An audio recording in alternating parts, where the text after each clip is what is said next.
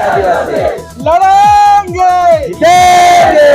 लड़ेंगे जीतेंगे और लड़ेंगे और जीतेंगे और लड़ेंगे और जीतेंगे।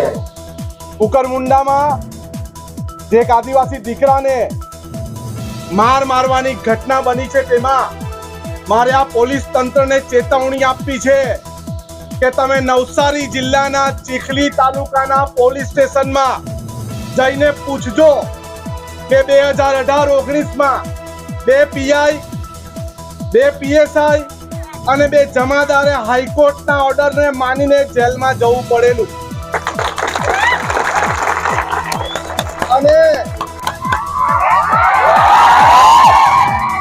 અને જે ડીએમ ડીવાયએસપી એમ કીધું હોય કે દીકરાએ રવિએ જાતે કપડા કાઢ્યા, અરે આદિવાસી સમાજનો દીકરો પવન છે એ જાતે કપડા નહીં કાઢે, પણ અમે આદિવાસી સમાજવાળા પોલીસના કપડા કાઢો. આદિવાસી સમાજ ભોળો છે, આદિવાસી સમાજ અશિક્ષિત છે, આદિવાસી સમાજ કોઈની બી ગુલામી કરતો નથી અને ચોરી બી કદી કરતો નથી.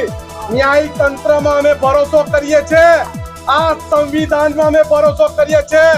કોર્ટ જો એમ કહે કે પવને ચોરી કરી હોય તો અમે સ્વીકારવા તૈયાર છે, પરંતુ તમારો જમાદાર જ્યારે જજ ને ન્યાયાધીશ બને એવા જમાદારની અમને જરૂર નથી.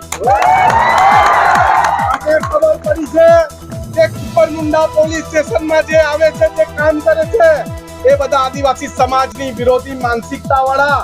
એમને કહું છું, ભાઈ તમે તાત્કાલિક બદલી કરાઈને જતા રહેજો, નહીં તો અમને આ પોલીસ સ્ટેશન ઘેરતા વાર નહીં લાગે.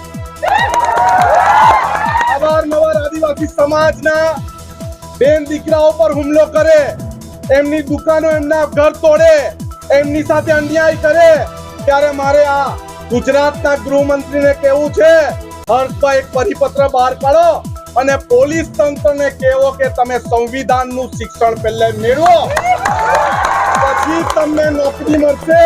તમને ખબર નથી, તમે માત્ર અમારા બધાના ટેક્સના પૈસાથી તમારો પગાર ચૂકવાતો છે, તમારો બાપ તમને પગાર નથી આપતો.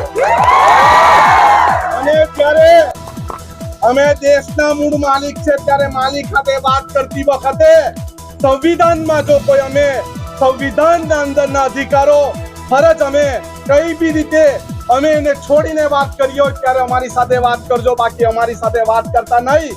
આ એકલો પવન નથી, પવનની સાથે આખી સેના છે, અજયભાઈ છે, યુસુફભાઈ છે, રાહુલભાઈ છે, અહીંના સરપંચ છે, આખી અમારી ટીમ છે, સિદ્ધાર્થભાઈ છે, વૈભવભાઈ છે, તેમજ માંડવીથી આવેલા આગેવાન, તેમજ બધા જ આગેવાનોએ ચેતવણી પણ આપીએ છે. આ કઈ ડરીને ભાગી જવા વાળી ટીમ નથી, આ લડવા વાળી ટીમ છે. આદિવાસી સમાજ સાથે અન્યાય થાય એના વિરોધમાં છેલ્લા શ્વાસ સુધી ન્યાય મેળવીને જ રહીશું ને. આપણે સૌ એક છે, નેક છે, પરંતુ જો આપણી સાથે કોઈ કાકરી ચાળો કોશિશ કરશે ને એની આંખના ડોળા કાઢી લેતા વાર નહીં લાગે. કોઈ જો આદિવાસી સમાજને નમાલો સમજતો હોય, કોઈ જો એને દુર્બળ સમજતો હોય, એ કાન ખોલીને સાંભળી લે. તારામાં તાકાત હોય તો અમને રોકી બતાવજે. આવા અમારા દીકરાને મારતા પહેલા તમારે 1000 વાર વિચારવું પડશે, નહીં તો તમારે પણ જેલના સળિયાની પાછળ જવું પડશે. આજે આ કુકરમુંડામાં, આજે આ તાપી જિલ્લામાં અમે આહવાન કરીએ છીએ, કોઈ બી જગ્યાએ પોલીસ તંત્ર હેરાન કરે, કોઈ બી જગ્યાએ કોઈ પણ એવા લોકો આપણને કચડાયેલા લોકોને હેરાન કરે, ત્યારે આખી ટીમને કહેજો, રાહુલભાઈને કહેજો, અજયભાઈને કહેજો, વિભવભાઈને કહેજો, યુસુફભાઈને કહેજો, અમે તમારી વચ્ચે છે, છેલ્લા શ્વાસ સુધી રહીશું, પરંતુ આવા પોલીસ વાળાને અમે છોડવાના નથી. અને અમે તો એ પણ ગૃહમંત્રીને કહીએ છીએ, અમે આ દેશના મૂળ માલિક છે, અમે તમને ધાન પકવીને ડાંગર પકવીને ખવડાવીએ છીએ, અમે પશુપાલન કરીને દૂધ કાઢીને તમારી ચા હવારમાં મળે એવું અમે કરીએ છીએ. એટલે અમને માન સન્માન આપીને જોજો. અરે જરાક પણ અમને માન સન્માન આપ્યા વગર તમે અમારી સાથે વાત કરશો, અમે કોઈને છોડવાના નથી.